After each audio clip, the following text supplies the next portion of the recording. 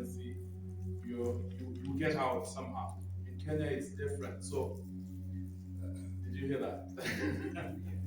So when I came here, I failed my driving test 6 times. And I failed my press 2 6 times. Actually, before you get into medicine here, you have to have a certificate. You have to pass the exam. So we have 2 exams. We have a press 2 and we have a press 3. So the press 2 is a multiple choice question. And everyone knows about multiple choice questions. My file was taken back and I found a hole somewhere and I managed to get 3 more chances. And in the 3 chances, I again failed, but I eventually passed it. So I guess life is about that. You have to develop a certain resilience about it. You have to be in it, and it's not over until it's over.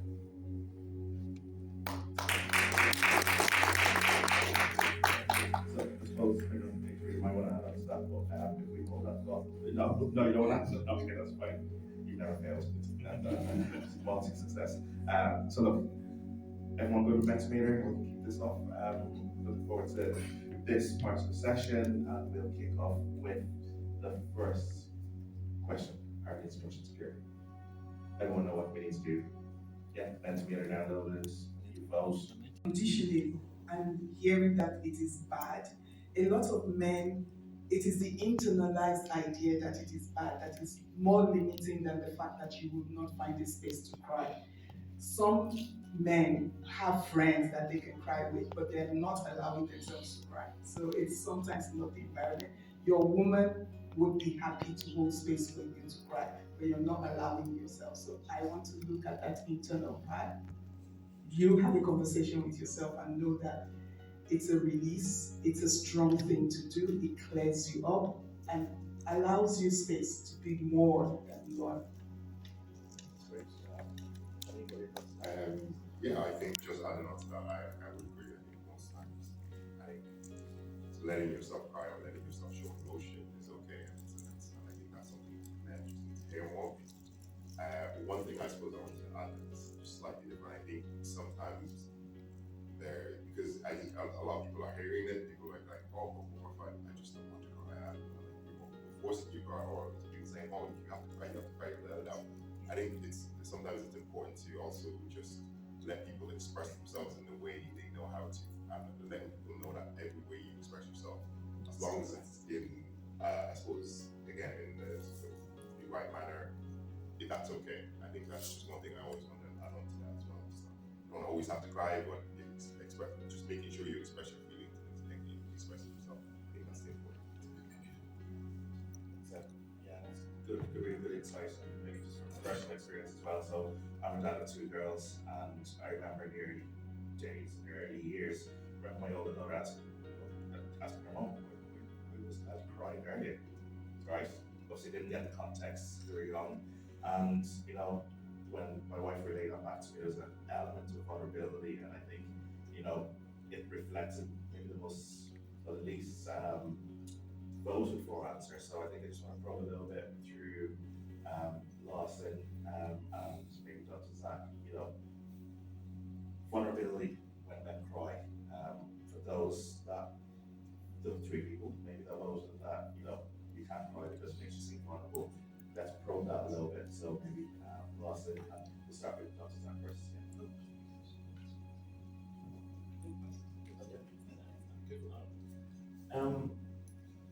So in terms of vulnerability, from my own experience, especially when it comes to crying, you touched on crying, you touched on like crying with your partner.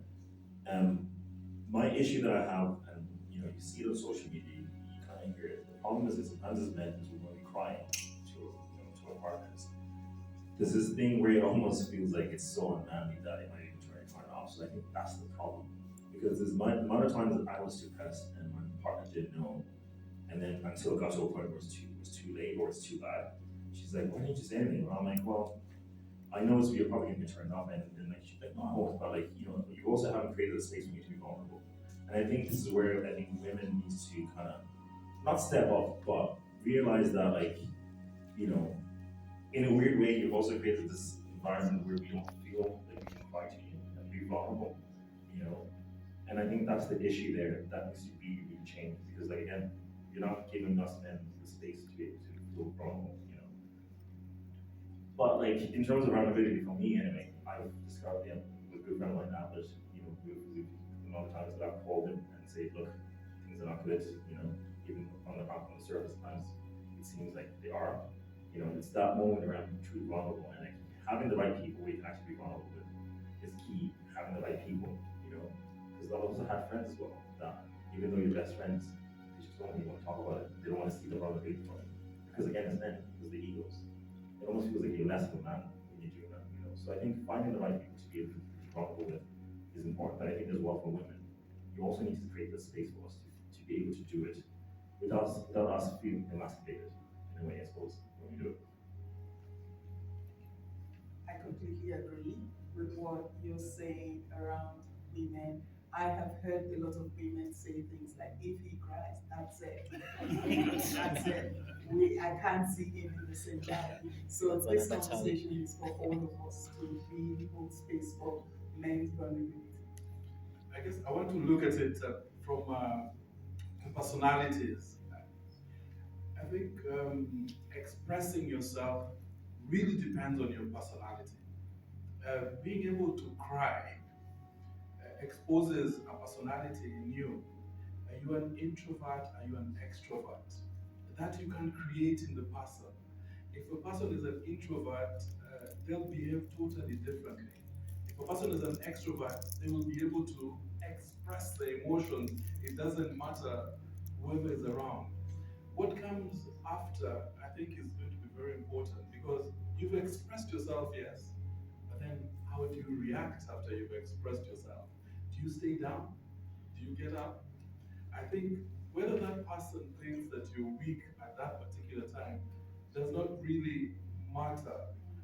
It's what you do after you've expressed yourself. That's great. Yeah, we'll take just one or two real quick ones from the audience, just on that. Want to say that we are the ones who determine what a safe space is. If your workplace isn't safe, there's no point crying at the board meeting. No point, because you are really shooting yourself on the foot. Does not mean you shouldn't cry. Be aware of it. Find your own safe space to do what you need to do. Sometimes we want to change the environment by being vulnerable. You're so vulnerable, you can't be doing that at that time. So you fight when you're strong, not when you're feeling vulnerable. That's great. Same topic? So, Just a slight. Just like, okay, go to, yes, just Sorry. yeah. I think for me, the problem is a definition of vulnerability. Too many people see it as a negative, all right? And so we look at it from that aspect. But if you really want to look at the word, there's been no success without putting yourself out there to be vulnerable. And doing that means you could fail or you could succeed. So if you see vulnerability as a positive, knowing that if I put myself out there, putting my hand out to be slapped. So where do we go with that? I mean, personal experience. When I lost my mom, I thought I was strong enough, I've dealt with it and all that. But I got back to work, and the first day everybody was asking, I just went into the office and you know, and that is it. Sometimes, yeah, find your space, do what you have to do. But vulnerability, let's redefine vulnerability, in our minds. What does it really mean? Great. We'll get that back. So I think I'll just protect my voice. So no, that really good insights from the audience, and that's a nice segue to the next question, which obviously I see we've already voted on, which is what does strength mean to yourself beyond physical strength? So every corner you look, there's either a pub or a gym these days. So it's all about physical strength. It's all about who can lift and bench the hardest. I know, Lawson, you're into your kind of Muay Thai. I I get tired of my Instagram stories, is forever in the gym. And in terms of the audience there, I wish I wore my glasses now. So what's one for answer there is emotional resilience, mental toughness, and yeah, showing weakness. Naturally, with one person voting that. So maybe Lawson, you might kind of start with helping us unpack the results there. So for yourself, what does strength mean to you? Be like physical strength, and then maybe Jerome, maybe you can add on to that as well. I definitely think strength beyond physical strength is 100% like the emotional resilience and the mental toughness. I think it's like touching back on my own personal experiences. Getting those no's. Again, going in an industry where everything is stacked against me, but being able to push through and be like, look, this is the destination I want to go, and pushing through that and having that resilience and the mental toughness. I think that just to me is what strength is, But also equally as well, ability to stay calm under pressure. Because I've been in situations before where you're experiencing those those last things that I'm talking about, and maybe covertly racist things being said and stuff like that, and you have to just be tough, and that's what she was going to stay calm under pressure. I think those two things are definitely what I think strength is beyond physical strength. I completely agree. Emotional resilience, but that comes with knowing yourself, knowing what you stand for. A lot of us, and this is where maybe we're going to go into counseling and stuff like that, and therapy, where you can identify your strengths, and what is important to you. Because if you go into Tesco and you're looking to buy a biscuit, if you don't know the one you like, you're going to open all the packs and you're spending time, spending money, and you're not getting what you want. Knowing yourself helps you understand what your strength is, and it's unique to all of us. Do you want to add something to that, Doctor? I know. It's time to have that discussion. So the next question, getting phones out. What impact has your family or culture / society had on your understanding of masculinity or being a man? So actually hearing what we've said so far, so I think last one you mentioned part of your keynote, what is it to be a man? Really prepared me for this more than my father, because my father was, you can't be in the kitchen, you can't be following after what the woman says.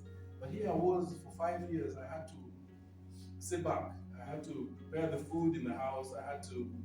So I really like this thing of being prepared by your mother is real. And I heard what you said there. How does your mother prepare you? I usually have a joke that I tell my spouse, you prepare your son to be a prince, I prepare him to be a king. So, but you were prepared to be a king by your mom. So as I'm saying, the story arises quite a bit. Your mother sets in you maybe a certain kindness that your father cannot. Empowers you to know how to maybe cook if your father wasn't able to. The people who have been taught to cook by their fathers. So I guess from the audience you would have the questions, but I've just set a platform for the discussion. Great, thanks, Dr. Zach. After Kenny, I'm going to ask Kenny from a male's viewpoint, right, and maybe leave it open for a couple of inputs from the audience as well. So, similar to the question, Dr. Zach, from a male perspective, how do the men in our lives, our uncles, dads, nephews, shape how we think of masculinity? Yeah, great question. I suppose the way I want to answer this, and it was, I think almost reached out to me about who inspires me, the man that inspires me, and the example I gave was my uncle, and the reason why was because ever since I was very young, my uncle has always been around, has always been there to support my brother in raising me and my siblings, and I've always seen him show up for people, whether it be his family, if he doesn't know, he's always showing up, and he's always trying to help and trying to champion he's one of the first people I think of when I think about an inspiring man in my life and things. And I think it's important to see that because, again, you mirror what you see. And like growing up, if you see someone that you like or someone that like looks like you acting in a certain way, you're more inclined to act in that certain way. And I feel like I've seen him act in this way where he's always taking care of the people around him and always showing up for them. And that's what I always try to do, regardless of what situation I'm in and what scenario I'm in. So I think it just goes back to that thing of mirroring what you see. And I think it's important that like men in your life that show up with the right characteristics, and then that's what men growing up will, children growing up will see. That's what I've seen in my life, and that's what I try and do. 30 seconds for the vote to be submitted.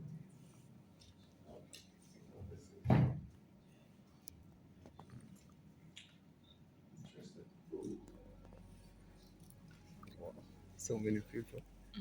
So many people voting. I just want money and do my own stuff.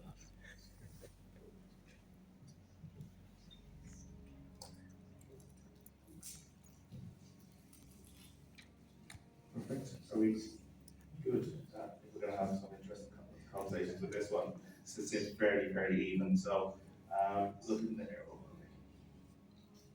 you've been testing me now.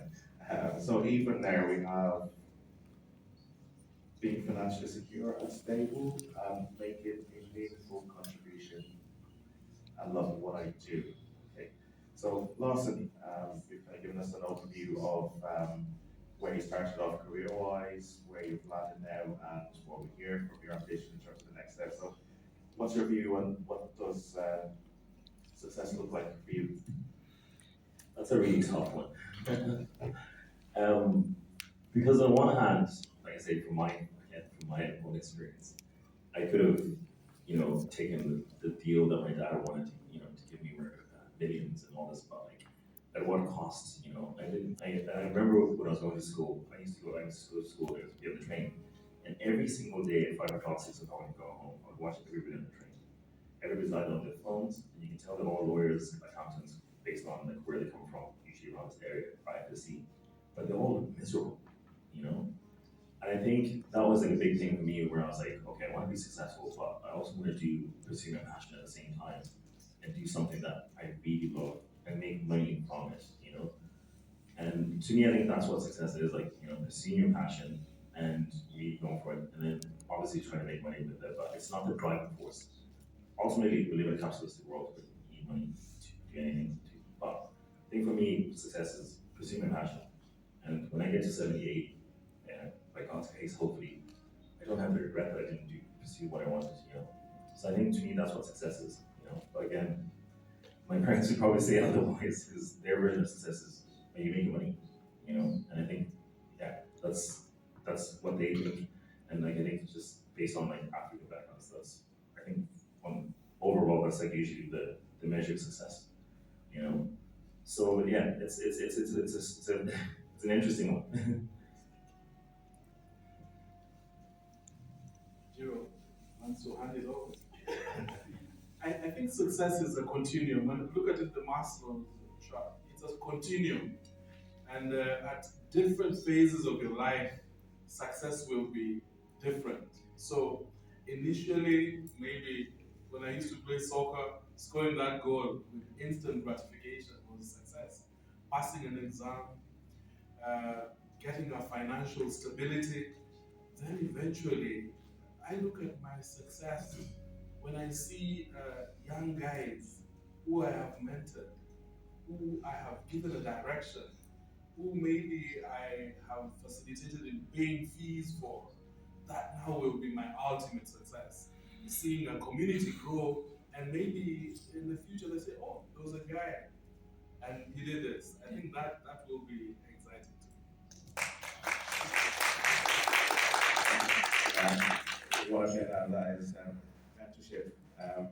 Bali, as our membership director, drives APNI's mentorship program, and it's great that Dr. Dudek mentioned that, and all of us on this panel would attest what mentorship is done for us in our lives.